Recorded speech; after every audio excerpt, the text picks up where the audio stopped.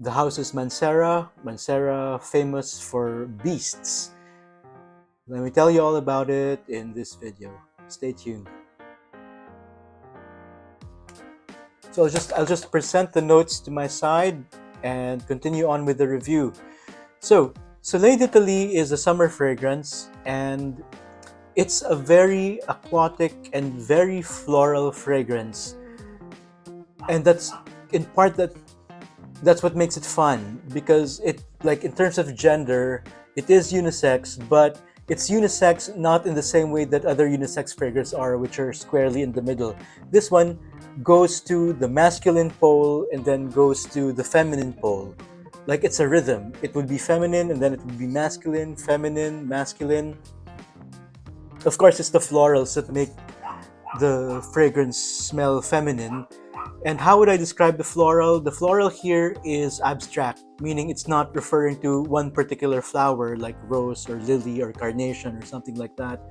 It's more of like a mix of a number of different flowers, and I would say that these flowers, they're not exactly bright. It's like a wedding bouquet a day after the wedding. These flowers are not like, they're not saying, look at us, we're bright and happy and cheerful. They're more like saying, all right, job's over. It's like the day after the wedding, and they're just on the table. They're not being held by the bride, and they're just on the table, and they're just relaxing after their day of work. But even as I say that, there is really something about the smell of, say, chrysanthemums that makes me think of that quality, or maybe carnations too. Yeah, not particularly. They don't pop. So I've had this vial for a year now. The first time I tried it, I didn't really like it, and then the second time I tried it, which is like 2 or 3 days ago, then I started to appreciate it more because it is playful. But it's still not something that I would gravitate toward. Like, if I had a full bottle of it, I doubt if I'm going to use it much. In some ways, it resembles, to my nose, it's something that plays in the same ballpark as Dolce & Gabbana's Light Blue for Men, which is, I don't think it's a bad fragrance, but at the same time, it's not stunning. This fragrance can grow on you, as it did grow on me, because the second time I wore it, hey, not so bad at all. But while it can grow on you, ultimately, I think that this fragrance simply lacks character. It doesn't really have conviction about what it wants to be. Not that it's conflicted. It's actually very clear about its program, which is to be a floral aquatic.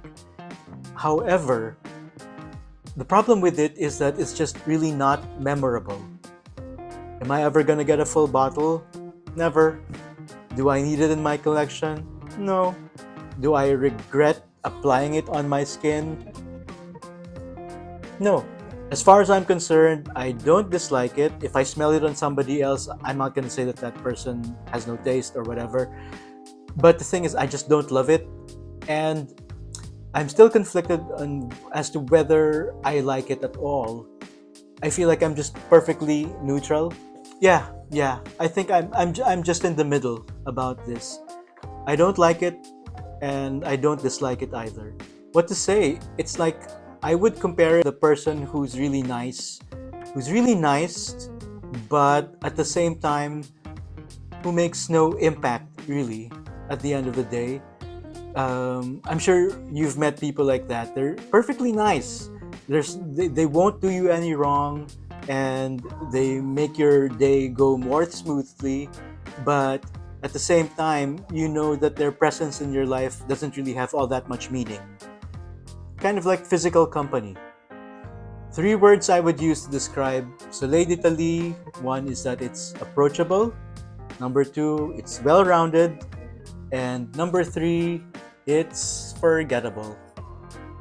So there we go. Thank you for watching. I hope to see you again.